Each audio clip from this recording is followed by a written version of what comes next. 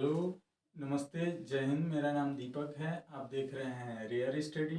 हमेशा की तरह मैं एक और वीडियो लेकर आ गया हूं अगले टॉपिक पे। और आप लोगों के प्रेम और सहयोग के लिए बहुत बहुत धन्यवाद। आप लोगों का सहयोग मिल रहा है। सहयोग मतलब वही, सब्सक्राइब करिए, लाइक करिए, शेयर करिए, कमेंट करिए। और काफ़ी अच्छा लग रहा है। और धीरे धीरे थोड़ा सा मुझ में हौसला भी अफजाई हो रहा है कि आप लोगों का जो है कि सहयोग मिल रहा है।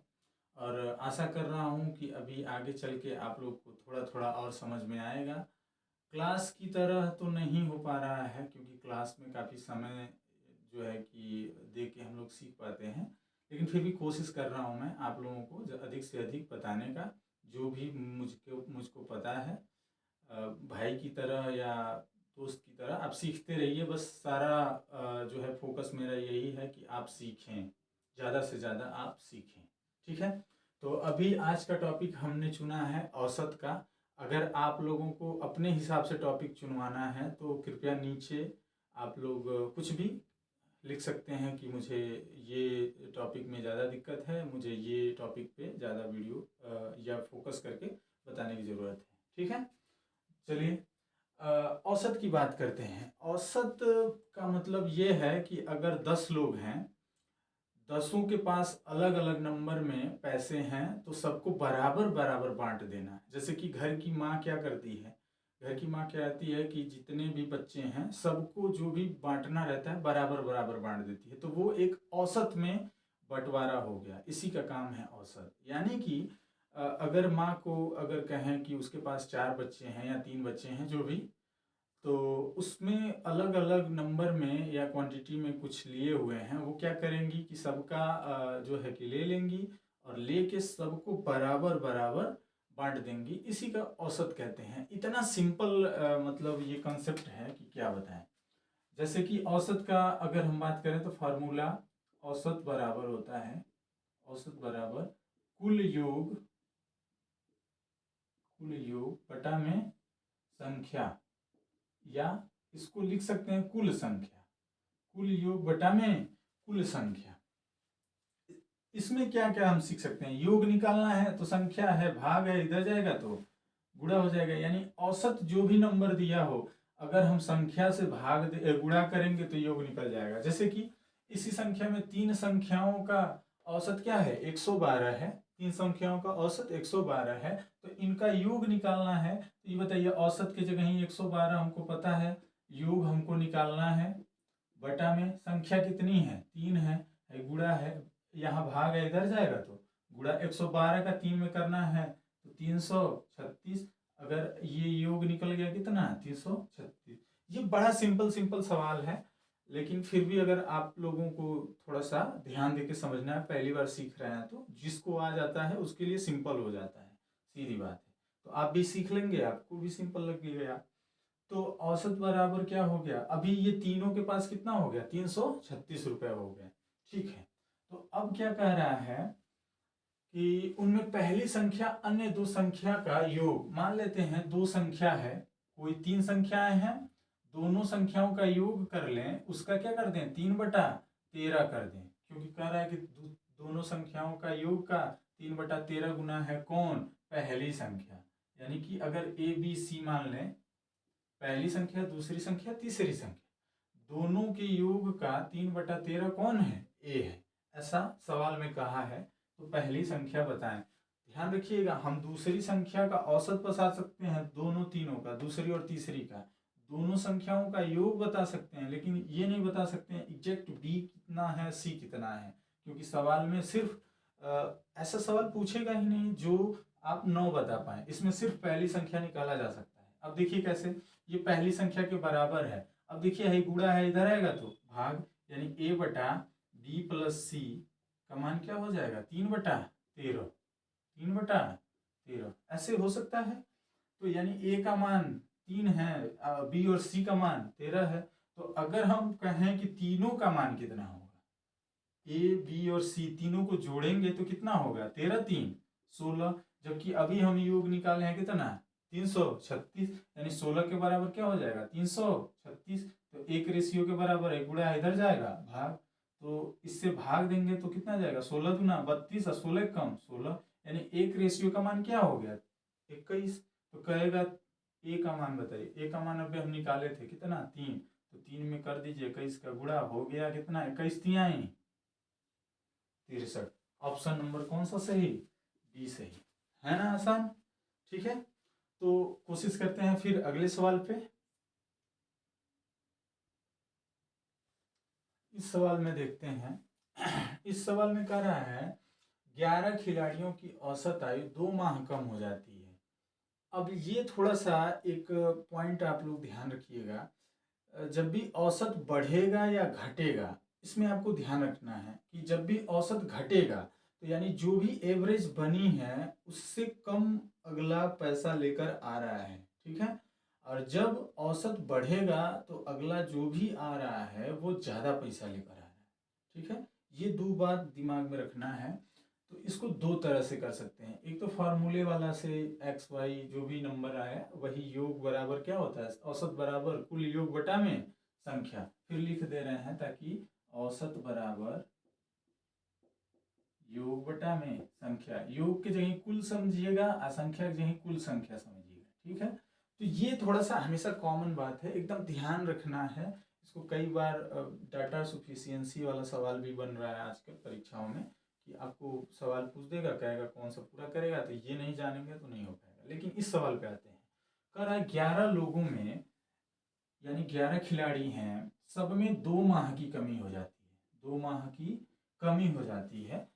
तो क्या क्यों हो जाती है, क्योंकि दो लड़के हैं 17, और इन 11 खिलाड़ियों में दो लड़के हैं, एक 17 वर्ष का है एक 20 वर्ष का है। इन दोनों के स्थान पे कोई दो लड़के आते हैं जिनकी आयु जो भी रहे वो 2 माह की कमी कर देते हैं। तो इन दोनों का औसत आयु ज्ञात करें, तो इन दोनों का योग अगर हमको पता हो जाए तो 2 से भाग देंगे, औसत पता चल जाएगा।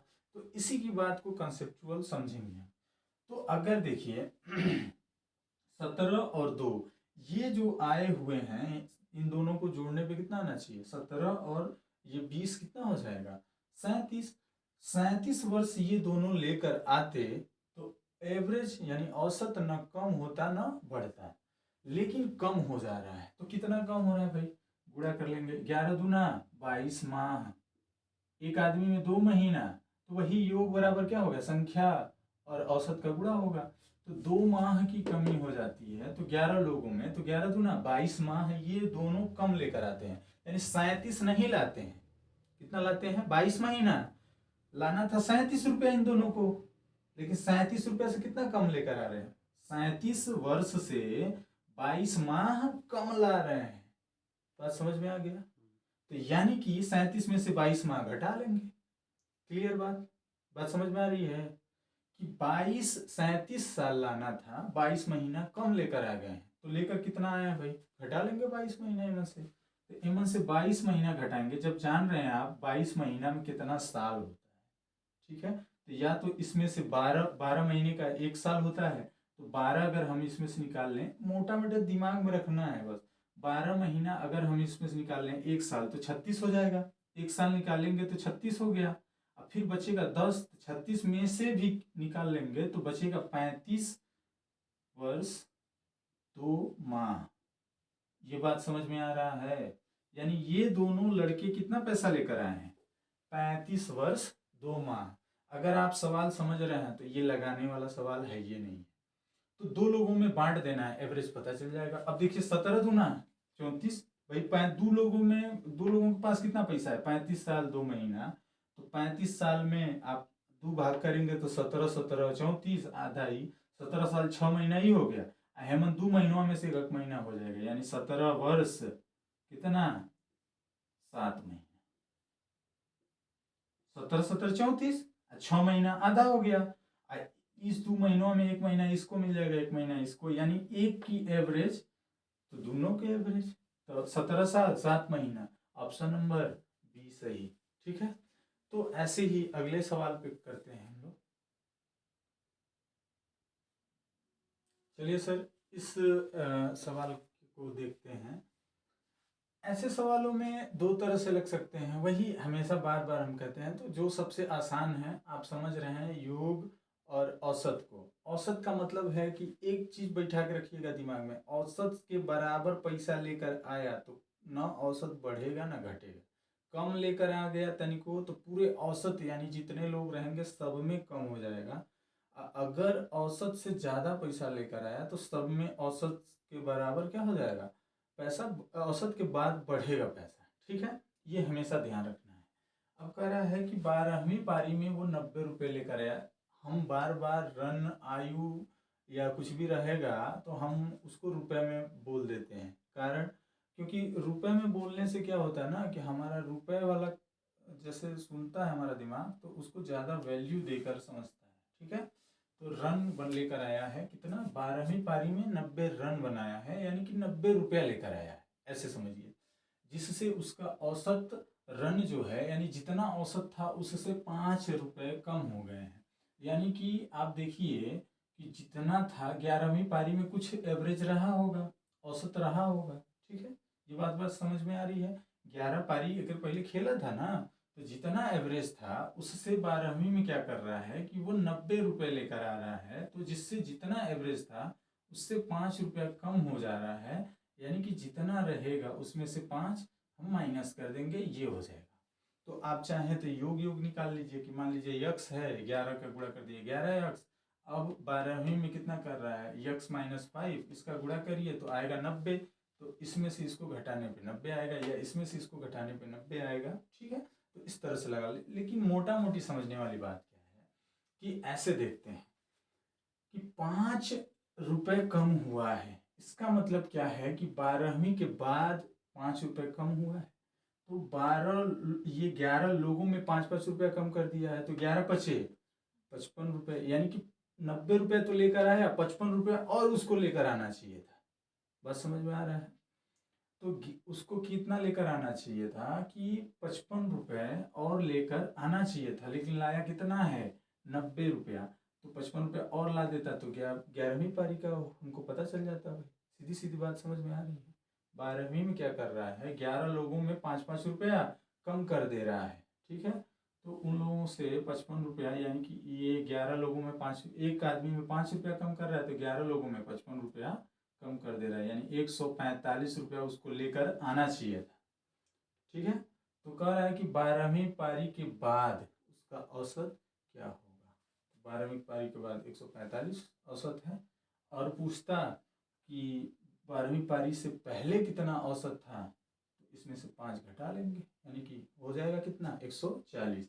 तो कह रहा है कि 12वीं के बाद औसत, तो बताइए तो ये जो पैसा है अभी 11वीं के बाद का है, यानी 12वीं पारी में औसत कितना है, 145। अब कहेगा कि 12वीं में कितना था, तो 5 इसमें से क्या कर देंगे, तो प्लस करके पहुंच जाएंगे, यानी x - 5 बराबर 45। तो 11वीं में कितना था, 150, उससे घट के कितना हो गया, 145। यही उत्तर है। ठीक है, चलिए अगले सवाल पे आते हैं। अब ऑप्शन नंबर देखें, ऑप्शन नंबर कौन सा सही होगा, बी। ठीक है, तो ये तो ऑप्शन आप देख ही सकते हैं कौन सा ऑप्शन सही होगा। चलिए चलिए इस सवाल में चौथा सवाल है आज का। कर पहली 5 संख्या यानी कुल 6 संख्या है, पहले तो ये जान लेना है 6 संख्या है, तो 5 संख्याओं का औसत दिया है 6वीं संख्या का, मान लेते हैं 6, जो भी 6वीं संख्या है 6th मान लेते हैं, और पहली 5 संख्याओं को हम 5 संख्या का जो भी ग्रुप बना लेंगे। ठीक है, 1 2 3 4 5, 5 संख्याओं का औसत कितना है, जो भी 6वां नंबर है उसका 3 गुना है। ये बात समझ में आ रहा है, साफ साफ कह रहे 6ठी संख्या का 3 गुना है, औसत है ये, क्या क्या है ये, औसत। ठीक, यदि 6ठों संख्या का यानी कि 6 इनका और इसको मिला लें, यानी कि 6 संख्या का 6 संख्या मिला लें, तो औसत क्या हो जाता है, 10 सही 2/3 हो जा रहा है। तो कह रहा है 6वीं संख्या। अब एक चीज समझने की बात है, अगर हम योग योग समझें, योग योग समझें तो 5 संख्याओं का हम योग निकाल सकते हैं। पूछेंगे आप कैसे, कि जो 6वीं संख्या है उसका 3 गुना ये औसत है, तो अगर हम योग बराबर क्या है, 5 संख्याओं का योग करना चाहें तो इसमें 5 का गुणा कर लें। तो जो भी छठवीं संख्या को कुछ नंबर मान लेते हैं a, या छठवीं संख्या संयोग से f बनाते हैं, क्योंकि f का नंबर भी क्या होता है, 6 होता है। ठीक है, तो f का 3 गुना करेंगे तो किसकी आ जाएगी औसत, 5 संख्याओं का। अगर हम 5 का गुणा कर देंगे तो इसका योग आ गया। अब हम पूरा a से f तक से इसको f ही बना लेते हैं। छठवीं संख्या क्या है, f। तो a से f तक का योग करने के लिए क्या होगा, 6 संख्या का औसत कितना है, इतना। तो इसमें हम क्या करें, 6 का गुणा कर लें तो इसका योग आ जाएगा। तो आपको क्या समझ में आ रहा है कि ये 5 संख्याओं का योग है और है 6 संख्याओं। 6 संख्या में से 5 संख्याओं का निकालेंगे तो छठवीं संख्या ना बचेगी। सब समझ में आ रहा है। तो इसमें योग में क्या होगा कि a से e तक का योग प्लस छठवीं संख्या। क्लियर है। जब हम कर रहे हैं a से 5, यानी 5 संख्याओं का योग यहाँ है, 5 संख्याओं का योग प्लस छठवीं संख्या, इन दोनों का मान क्या है, इसके बराबर है। इसके बराबर है तो 10 छक्के 60, ये 60 हो जाएगा, पूर्णांक में कर रहे हैं, 10 छक्के 60, और इसमें 3 का कट जाएगा तो 2 बचेगा प्लस 4 यानी 64 होगा। अगर आपको यहाँ समझने में दिक्कत है तो इसको थोड़ा सा डिटेल समझ लीजिए। 10 तिया 30 2 32 बटा में 3 गुणे में 6, तो 3 से कट जाएगा, 2 बार में 32 दूना 64। आप कहेंगे कि क्यों हम 60 प्लस, आपको बताए थे पिछले वीडियो में, पूर्णांक का जिक्र किए थे। तो इसका इसमें कर लीजिए 10 छक्के 60, 2/3 में 6 का कर लीजिए, 3 से कट जाएगा, क बार में, 2 बार में, तो 2 दूना 4, तो वही किए हैं। तो इससे सवाल आप जितनी बार लगाएंगे उतना स्पीड बढ़ जाएगा। ऐसे करेंगे तो टाइम फिक्स है, वहाँ उतना लगना है। तो यानी कि 6 का योग हम निकाल रहे हैं तो कितना हो रहा है, 64 हो रहा है। जबकि हम 1 से 5 तक का योग निकाल के बैठे हैं, 5 दिए 15f, यानी 15f का ये मान कितना है, 5 लोगों का, प्लस एगो छठवां है ही है, कुल मिला के 64 रुपया होना चाहिए। अब देखिए 15 और एक है 16, 16f बराबर कितना होगा, 64। तो f का मान बता दीजिए कितना होगा, है गुणा इधर जाएगा तो गुणा इधर जाएगा, भाग, यानी 64 बटा में 16, 16 चौक 64, f का मान क्या आ गया, 4, यानी चौथी संख्या क्या होगी, 4 होगी। कौन सा ऑप्शन सही, देख के बता लीजिए। ठीक है, चलिए अगले सवाल पे आते हैं।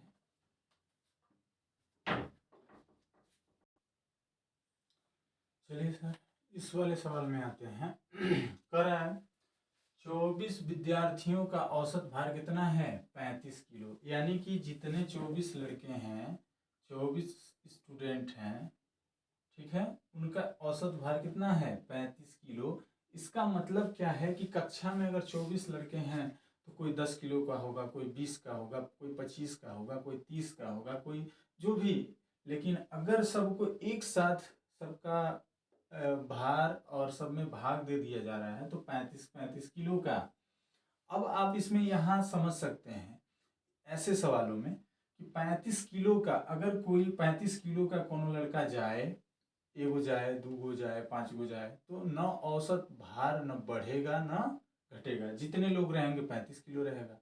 अब कोई टीचर आ भी जाए, इसमें कह रहा है कि टीचर का भार जोड़ दे तो 400 ग्राम हो, तो या फिर कोई भी छात्र आ जाए 35 किलो लेकर आ रहा है तो किसी का एवरेज नहीं बढ़ेगा। नंबर भले से बढ़ जाए, 24 के जगह 34 लोग हो जाए, 50 हो जाए, लेकिन सब लोग 35 किलो लेकर आ रहे हैं तो ना एवरेज बढ़ेगा ना घटेगा।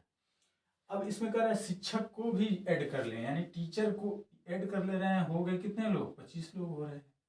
तो टीचर को ऐड कर ले रहे हैं तो जो भी एवरेज था वो 400 ग्राम बढ़ जाता है, यानी 35 किलो। तो यानी कि इस 2500 में क्या होगा, 35 किलो तो होगा ही होगा, 400 ग्राम सबका क्या हो जाता है, बढ़ जाता है। कितने लोगों का, 2500 लोगों में। ये बात साफ साफ क्लियर समझ में आ रही है। 35 किलो था 24 का, टीचर आने से 400 ग्राम बढ़ जा रहा है, तो टीचर आने से अब हो गए कितने लोग, 25 लोग हो गए। 25 लोगों में 35 किलो तो एवरेज था ही, 400 ग्राम और बढ़ जा रहा है। तो टीचर की जो भार कितना होगा, यानी टीचर को रुपया लेकर आया होगा, सीधा सीधा दिख रहा है 35 रुपया तो लेकर आइए किया है, उससे ज़्यादा भी लेकर आया, कितना, 400 ग्राम। एक आदमी में बढ़ाया कितना है 400 ग्राम, तो 2500 में कितना, 25 का गुणा कर लेंगे, 25 चौक 100, 25 चौक 100, आई 2 जीरो यहाँ है, यानी इतना ग्राम। अब बताइए 1000 ग्राम बराबर 1 किलो, 3 जीरो कट जाएगा, बचेगा 10 किलो, यानी 35 किलो तो लेकर आया है, प्लस 10 किलो एक्स्ट्रा लेकर आया है, तो कितना लेकर आया भाई 45 किलो। किसका वेट है, टीचर का। अब बताइए, ऑप्शन बताना पड़ेगा कि आप लोग देख लेंगे, ठीक है। ऑप्शन नंबर कौन सा सही, बी सही इसका, ठीक है। तो अभी ये 5 सवाल हैं। आशा करता हूँ आप लोग देखेंगे और सुनेंगे। इसको बार बार रिपीट करके देख लीजिएगा। हालांकि मैं कोशिश कर रहा हूँ कि एक बार दोबारा रिपीट ना करूँ, लेकिन हो जा रहा होगा तो क्षमा चाह रहा हूँ। आगे थोड़ा सा ये जान लीजिए कि हम लोग जब भी होता है ज़्यादातर चुन लेते हैं, हम लोग परीक्षाओं को पास करने का निर्णय ले लेते हैं। तो कुछ लोग थोड़ा सा शुरू से ही पढ़ने में अच्छे होते हैं, कुछ लोग थोड़ा सा दिक्कत होता है उनको पढ़ने में। तो हम जो निर्णय कर लेते हैं, अगर उस पर अपना जान लगा देते हैं, अपना पूरा फोकस लगा दें, अपना पूरा समय लगा दें, तो निश्चित ही सफलता मिलनी है। सफलता का मूल मंत्र कुछ होता नहीं है, बहुत सारा मंत्र है, लेकिन उसमें से सबसे एक चीज़ कॉमन है। पहला कि आप कितना उस काम को करने के लिए उत्सुक हैं, आपको क्या समय पता चल रहा है। अगर हाँ चल रहा है तो आप के लिए वो सफलता बहुत दूर है। अगर आपको दिन रात का पता नहीं चल रहा है, आपको नहीं पता है कि कब दिन कब रात कब क्या हुआ, बगल में ही क्या हो रहा है, पता नहीं क्या हो जा रहा है, ऐसे अगर आपका टाइम चल रहा है तो निश्चित ही आप सफलता के सही रास्ते पे हैं। दूसरी बात कि आप हमेशा एक दूसरे से टैली करते हैं कि मैं सही ट्रैक पे हूँ कि नहीं हूँ। कई बार मन में आएगा कि ये बताइए कि पता नहीं इतने साल से तैयारी कर रहे हैं, ये नहीं हो रहा है, हो रहा है। देखिए, सब हम समझते हैं कि जब भी आप टाइमिंग की बात है, टाइमिंग आपका सही हो गया, आपके अनुसार अगर पेपर बन गया तो आपका सिलेक्शन पहले हो जाता है। लेकिन अगर सब पे काम करना है तो टाइम तो थोड़ा लगेगा, उसके लिए आपको धैर्य बनाना होगा। तो आप कभी भी धैर्य, क्लियर जब तक नहीं रहेंगे, आप पूरी तरह से सही निर्देशन में नहीं रहेंगे, आपको रास्ता स्पष्ट नहीं होगा, तब तक आप धैर्य नहीं बना सकते। तो इसलिए अगर आपके पास धैर्य है तो और आप स्पष्ट हैं, तब आप सफल जरूर होंगे। पूरा जी जान लगा दीजिए। और एक चीज़ समझिए कि जो परिस्थिति आज है वो हमेशा नहीं रहेगी, जो कंपटीशन आज है वो कल नहीं रहेगा, वो हमेशा क्या होगा, और मुश्किल दर मुश्किल बढ़ता जाएगा। तो अभी आपको क्या करना है कि आज तैयारी को पूरे जोरदार तरीके से शुरू कर लेना है। और आप देखते रहिए और कमेंट करते रहिए, जो भी आपको प्रॉब्लम होगी उसको मैं ख़त्म करने की कोशिश करूँगा। ठीक है, जय हिंद।